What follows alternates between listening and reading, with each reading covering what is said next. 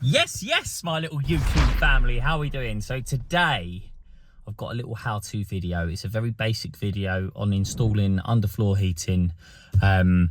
It's not everything you need to know about underfloor heating. It's a very basic part of showing you getting it in the ground and just filling up and testing properly.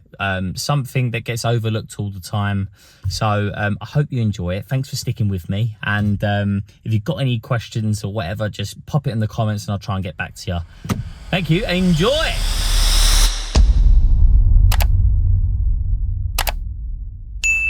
Pop into the Merchants. Got that in before I went. Drilled my holes down there. See that little hole there on the left? Left that for the electrician because I thought he might need a hole through there. One of all my pipes are there, it's going to be in the way, innit? So I thought that'd help him out. That's been brought up. We're going to move this. This is right in the way. Try and get that centre. We're going to move that stack into the corner because it's a very tight room. And, you know, I said, look, if you want a washing machine, tumble dryer, you know, manifolds and boilers and cylinders, and, you know, you can't just, like, whack bits wherever. It's got to be sort of fine-tuned. It's got to go in exact positions because we haven't got any room to play with in here. So he's going to be doing that. I think he's going to think about moving that consumer unit on the other side now, flip it around so then he can stack the washing machine tumble dryer. Because I think originally he had it like washing machine tumble dryer, and I was like, okay, where do you want your cylinder and boiler going? And he was like, oh yeah. I was like, yeah, they're not magically going to fit. So I'm going to do that. I think he wants the manifold up here on the outside now and covered that in just to clear some room in here because it's really not that big. I'd like to get a power tank in here as well, but I'm gonna have to sort of look at the space and see how we can do it. Yeah, I'll see if I can figure that out, but that's where we're at now. So it's gonna get some copper. Gotta run some copper in now. And I've just remembered I've forgotten my hair felt lagging. I'll have to put some insulation on it afterwards. I think that's the only way there. I mean, it's not the end of the world. We've got Kingspan going on top of it, then it's protected, and then it's screed. So maybe I don't even need to bother. But we'll see. See what I'm like. Right, so that's that then. Them pipes all in the right place. And you see, lovely for the kitchen sink there. That's been brought up and is now straight. So yeah, it's coming along nicely. And then there. This can now all go back and then be ready for screeding. Woohoo! So this is the underfloor heating. I've just laid this down.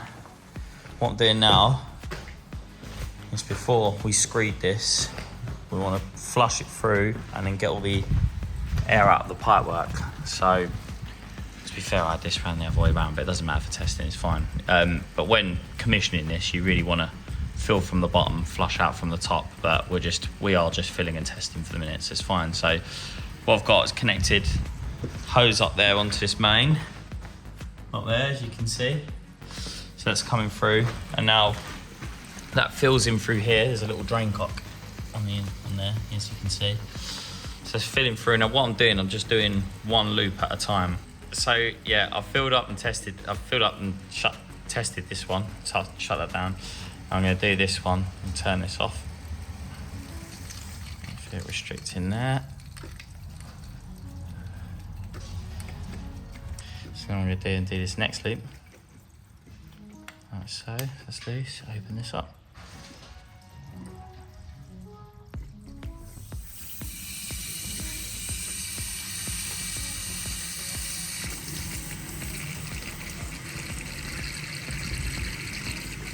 That'll do. Oh, no, I'm too much. So that's now blasting through, as you can hear. It's going to go around and do the whole loop. And it's going to come out of here. And as you can see, a little hose banging away there. Look. There we go, look. You can see all the air's coming out of that loop. You can actually hear that. So what that's doing, that mains water is going around that loop. And then it's just being pushed out of here. It's quite amazing how long it takes sometimes, even with the smaller loops. And then what I'll do is I'll leave that running now, just for a few minutes. Tuck that down there. Do you know what? If it does fall out, can spray me, I don't care. It's absolutely boiling. It's 30 degrees today. I have to soak myself after this. So now what zone's that? That's the third one. So that's this little one here. So that's going round. And then all the air's been pumped out of there. So now the reason I've got this fourth one looped up like that is when the customer ordered all the underfloor heating, obviously we've got all this that goes onto the wooden floors out here. We've got the downstairs loo, but he's not ready for that yet. And the manifold, it was a 10-port manifold, hence it'll be centered once it's all done. There's a 10-port manifold that didn't get delivered, but luckily the 4-port one, which I think is for upstairs, I just borrowed that, connected that all up, because obviously when we get the 10-port one I can just swap that over. And it also means that I can get this all filled and tested. And what they're going to do, they're going to barrier this off, get this all screeded, because I'm away on holiday. So it just means they can get it screeded Saturday. All the screed can go down. It can, and obviously I can't remember what it is. It's like a centimetre or a millimetre a day or something. I can't remember what it is for screed, to be honest. But there's loads of screed experts who will know that. But it takes a very long time to dry, so it's a little head start on there. And yeah, that's all good. So that's my 3 zones. That's more. That's plenty. That is. That's more than that. So I'm gonna turn off the drain here now.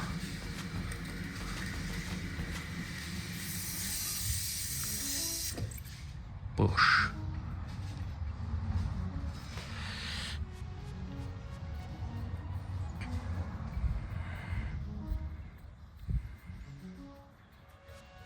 Open all these up.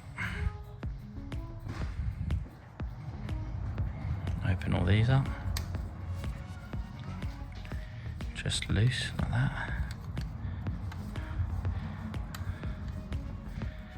So they're my 3 zones, right? So they've got this one here that does all of this up to, you can see it there, up to there. Then there's the second zone, which is all that one, and then that's the third zone in here. So as you can see, that's all under pressure now. What kind of pressure are we at? There we go, past 6 bar. It's gone right round, God knows what that is. 7, 8, 6, 8, 7, 8 bar. But that's under pressure. So what we can do there is turn this drain cock off now.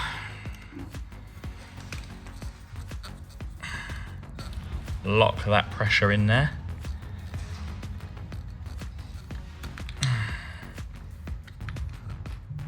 Lovely. Lock that pressure in there. That's off and off. So that's it. So that's all locked in. So that's all under pressure. That's all filled up. There's no air in that. And it also means that if they've got any workers coming in here, they drop something on there, they're going to know about it. So they'll know that there's a leak and they can address that. Whereas, you know, I don't know if there are many people out there that doesn't test underfloor heating before the screeding. I'm sure there are actually, but you're absolutely crazy. So get that done, and yeah, that's it. Now I can pack up and go home. Woohoo! So that's filling and testing underfloor heating. Hope you've enjoyed that. Right. Do you know what? I just realised this hose outlet hasn't got any. There's no way releasing this pressure other than getting wet. So, as it's 30 degrees, that wasn't as dramatic as I thought it was going to be. All right. See you in a bit.